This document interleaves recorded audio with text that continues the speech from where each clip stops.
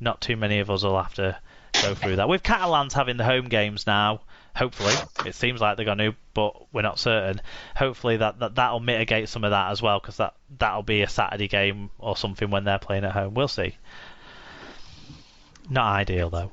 Right, let's actually talk about round 10's game. Sorry, Saturday, 4:15 p.m. on Sky. It is top of the table Wigan against in-form Catalans.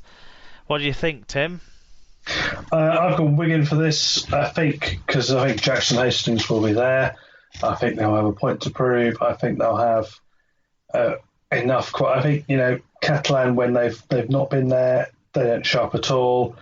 I don't think they're consistent enough to be able to perform 3 weeks in a row. I just think it's Wigan's to lose this one. I'm going to go Catalans by 10.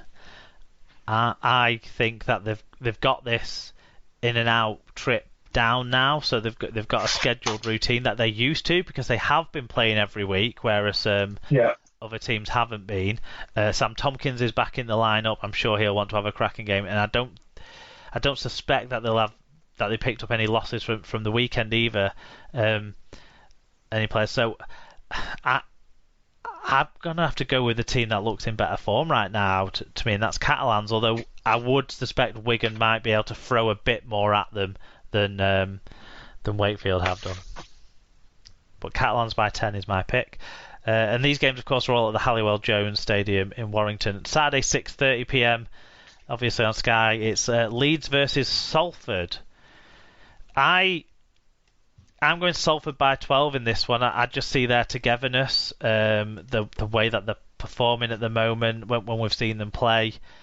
I know they've had an extra week off, unfortunately for them, but and it has impacted some of their training, but at the same time they just look so much more ready for action than Leeds have done so far on this resumption. So I'm going Salford by 12.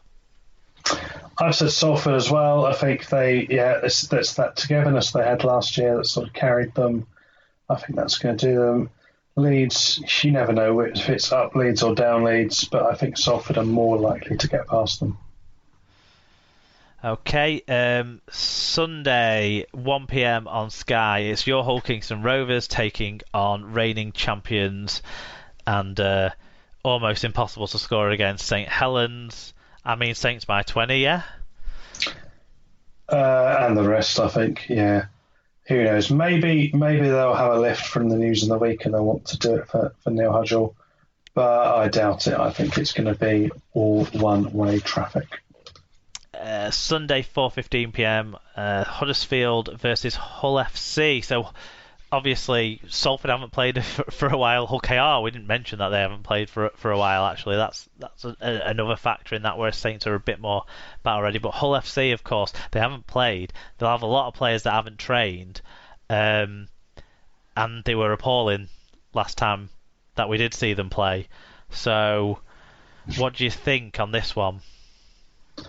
I think that this will have been a bonding agent to them. I think the time off, then they'll be relatively relaxed. They'll be ready to come in and go for it. And I think because the majority of them will have been fit and been training okay, I'm going to pick FC on this.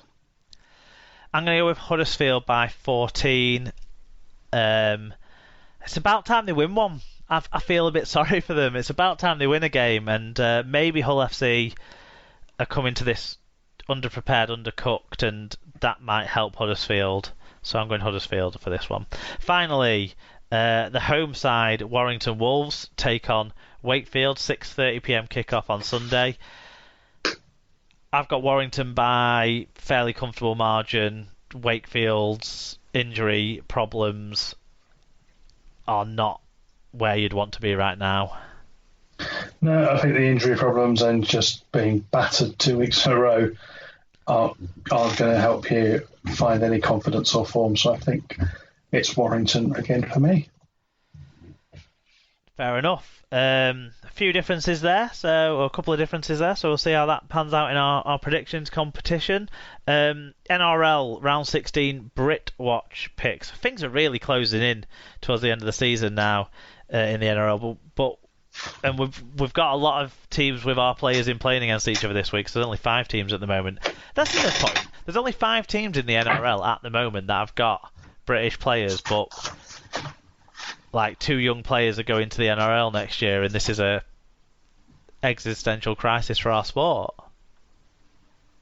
Yeah, well, exactly. Bit overblown. Something's always in crisis. Eels versus Rabbitohs anyway, Thursday, 10:50. So this is an Eels team coming off a big win against another top 4 rival, against a Rabbitohs team that looks in fairly good nick, if not having played the same calibre of opposition last week. Where do we see this one going?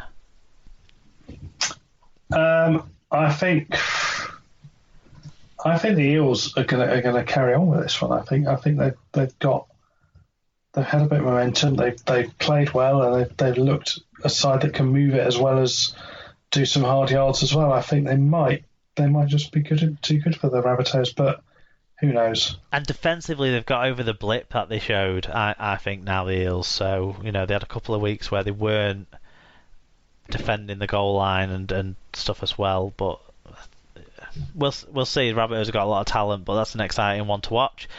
Friday, 10:55 a.m. Maybe less exciting to watch. The Roosters versus the Broncos. We might see Hall against Herbie. We probably won't. But even if we do, we'd only see one of them scoring a try, and he'll be on the losing side. Yeah, I think so. I think Roosters will win and probably score on both wings as long as Ryan Hall doesn't play.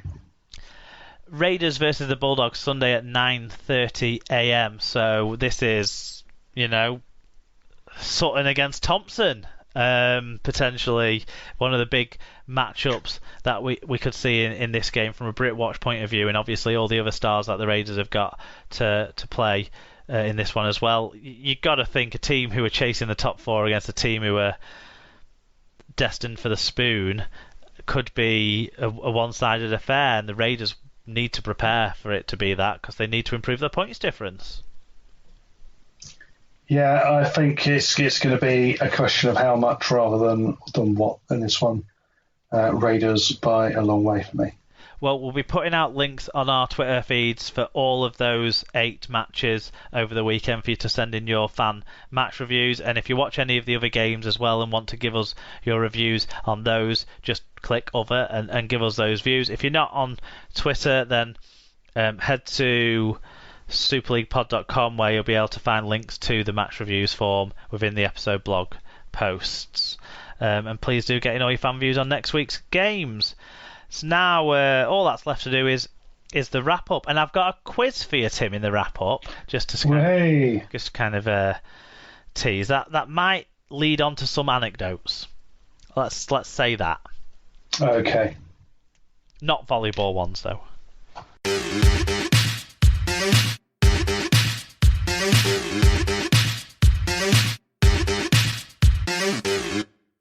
So before we do our any other business and recommendations, SLP quiz, 3 questions for you this week. Tim, name the player, and then I want you to give us what connects, something specific that connects the 3 players that you're going to get the opportunity to name. So the first one is I've taken this player's Wikipedia bio and I've removed his name from it. So I'm going to read it out, and then you need to guess the name of the player. Yeah. So, blank, born 1st of July 1977, is an Australian former professional rugby league footballer and administrator. Blank represented New South Wales and Australia. He is also the former CEO of football operations at Newcastle Knights. He played the majority of his career at Newcastle, winning a premiership in 2001 before playing 4 seasons for St Helens in the Super League. Oh, I've thrown. I thought I had it. Were you thinking Newcastle and Saints? St Helens? I was thinking Joey Johns until you said St Helens. No idea. He has a brother who played for Warrington. Matty Johns. No, the other one, Matt Gidley. The second one is name the player. So we've got Matt Gidley as the first one. The second one is name the player from his Twitter bio, with the added clue that this person follows Super League Pod on Twitter, which was nice for me to find out when I was looking up his Twitter bio, which is good because he's quite a significant figure in our game. So his Twitter bio is yellow ribbon emoji, at evolve_BM, at rhino_RL, at England_RL, ambassador for at Saints 1890, hashtag 1083, and brand ambassador for at FleetSmart UK. Paul Sculthorpe. It is Paul Sculthorpe. It was the rhino. It was the rhino bit that gave it away. Yeah, it is Paul Sculthorpe. So well done. 1 out of 2 so far. This is definitely the most challenging, as the third one tends to be. But guess the player from his career record. So, predominantly a winger or fullback, but would play in any position asked of him. He debuted for Wigan in 2004, playing 13 games and scoring 3 tries and kicking 17 goals in the Cherry and White between 2004 and 2006. He played once for Great Britain versus France in 2007. He played 162 games for London/Harlequins RL, scoring 41 tries and 9 goals. Is it the world's slowest winger, Mark Calderwood? No, it's Chris Melling, who probably is an even slower winger than Mark Calderwood.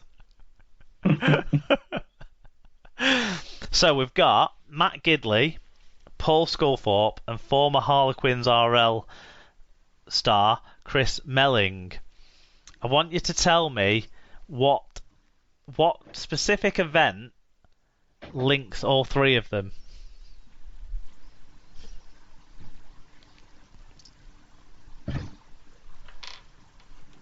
No idea. I wasn't expecting you to know, but it does lead into some interesting stories to come from you. But they all scored tries in the last Super League game ever played at Griffin Park on the 29th of April 2007. The result was Harlequins RL 6, St Helens 44. So do you see why I went Griffin Park? I do see why you went Griffin Park, yes. Right, so for people that don't know, my football team of long standing is Brentford, who played until this year at Griffin Park. Now they're moving from the dilapidated old ground about a mile up the road by Kew Bridge to the new stadium, the Brentford Community Stadium, which is all built and looking shiny. Looks very nice at night, as we found driving back from a Grease sing-along in Gunnersbury Park on Friday night. The musical, not the country, I assume. The musical, not the country. Yeah, that was pre-booked before this event had happened. Because obviously the original plan would have been pre-COVID was that the last game would be the last league game of the season. Everyone would have gone away, ripped off their seats, and run off. Anyway, Brentford had a very successful season, but unfortunately weren't allowed fans into any of the final 8 games. So the club organised for season ticket holders like us. They organised one last walk round where a member of staff take you on a walk round, group of 15, and you could get some nice pictures, that kind of thing. Were you allowed to take your seat or anything like that? No, the seats are actually made of a plastic resin compound they're painted with. That if it's kept indoors for too long turns toxic. Oh. So similar to the ones at Highbury, they can either be used as seats still, so some of them have gone to other non-league grounds, or they have to be safely disposed of. Wow, there you go. So our seats, although to be fair, I've only had a seat for the past 3 or 4 seasons. Before that I used to stand behind the goal before we started taking small children along with us. So, but as part of our group. Anyway, did that, got most of the way around, and we finally got to the paddock, which is where I used to sit, just on the main stand touchline, near where all the directors and such are. I'm on the lower level, and we got round, and Heather, my partner, and I